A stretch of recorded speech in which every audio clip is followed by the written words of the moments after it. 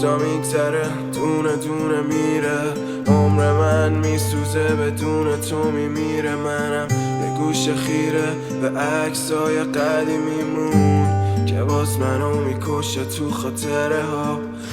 سلام و درود، چطورید؟ امیدوارم حالتون خوب باشه و خوش اومدین به این ویدیو دیگه. توی این ویدیو قراره با هم آموزش آهنگ آخرین شب از هومانا داشته باشیم. درخواستا برای این آهنگ خیلی زیاد بودش، گفتم که یه ویدیو بگیرم و آموزشش رو بذارم. مثل همیشه تبلیغ این آهنگ رو میتونید مثل بقیه آهنگ‌ها توی کانال تلگرام پیدا کنید. لینک کانال تلگرام رو براتون گذاشتم، جوین بشین. همه تبلیغ رو هستش، به صورت کاملا رایگان میتونید دانلود بکنید. بدون معطلی بریم سراغ آموزشش. این آهنگ اصلا سخت نیست، در کل 4 تا میزانه و 2 تا آکورده که داره توی کل آهنگ به صورت لوپ تکرار میشه. کاپوتون رو ببینید روی فرت 3. اگه هم نخواستین کاپو بذارین میتونین یه باره ببندید روی فرت 3 و بقیه انگشت گذاریاتون همون شکلی میشه. ولی من روی کاپو بهتون میگم چون شاید خیلیاتون نتونید آکوردهای باره دار رو بگیریم. خب کاپوتون رو پس ببندید روی فرت 3. با میزان اول شروع میکنیم. برای میزان اول انگشت یکتون رو بذارید روی فرت 1 سیم 2، انگشت دوتون هم بذارید روی فرت 2 سیم 3 و ضرباتون به این شکل میشه: سیم 5 همراه سیم 1، سیم 2 فرت 1، سیم 3 فرت 2. بعد از اینکه اینو زدین باید انگشت سومتون رو بذارید روی فرت 2 سیم 1 و ضربات اون میشه سیم 1 فرت 2، سیم 2 فرت 1 و سیم 3 فرت 2 که میزان اول در کل این شکلی میشه. انگشت سومتون رو بعد وردارین اولش و بزنید 5 و 1، سیم 2، سیم 3، انگشت سوم میاد روی فرت 2 سیم 1 و میشه سیم 1، سیم 2 و سیم 3.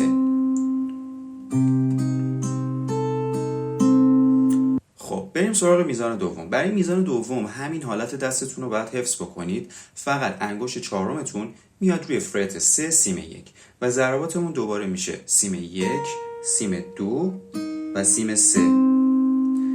بعد از اینکه اینو زدین باید انگشت چهارمتون رو دوباره بردارین و دوباره همون حالت رو بزنید، یعنی سیم 1، سیم 2 و سیم 3.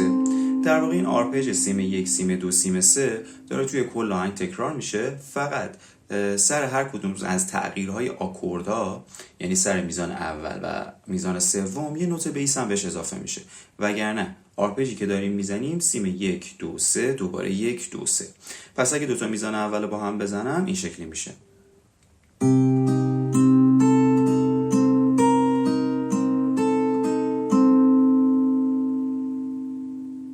خب این از دوتا میزان اول. بریم سراغ میزان سوم و چهارم که دوتا میزان آخر ما هست.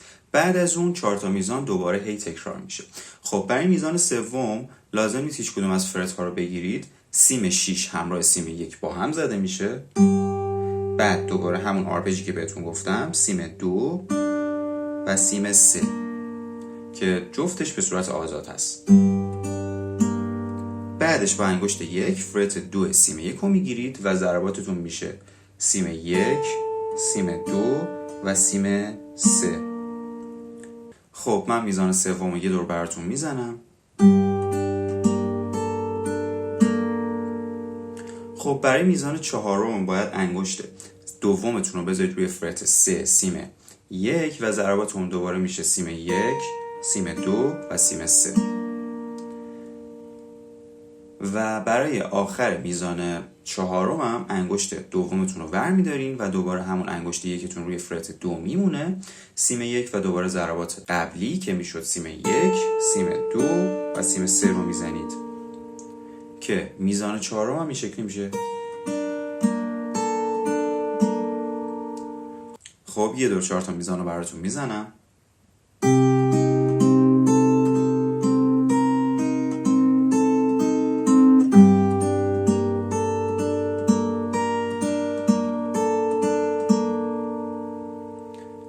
این 4 تا میزانه، ولی اگه بخواین حالا به صورت لوپ باشه بعد دوباره برگردین از میزان اول به ترتیب یه دور بزنید.